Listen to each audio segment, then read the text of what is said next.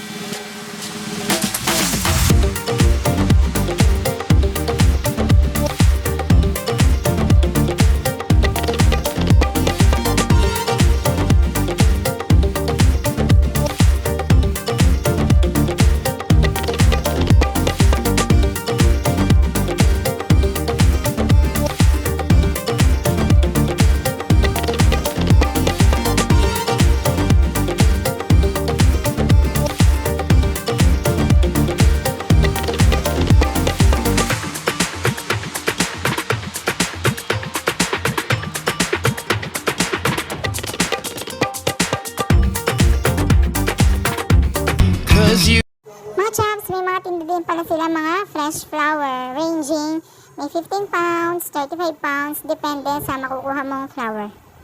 At eto nga pala ang kanilang mga chocolates.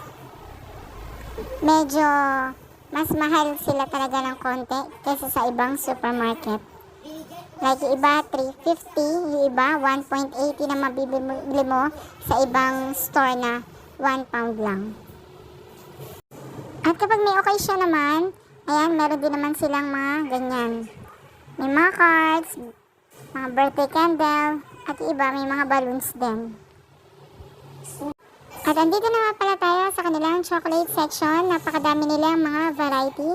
Marami ka namang mapipiling mga mura, at meron din namang mga pricey. Siyempre dun tayo sa mura lang. At ayan na nga mga Chabs, nakabili na tayo ng mga iba't ibang chocolates at itatry din natin bumili sa ibang store na mas mura. Bye!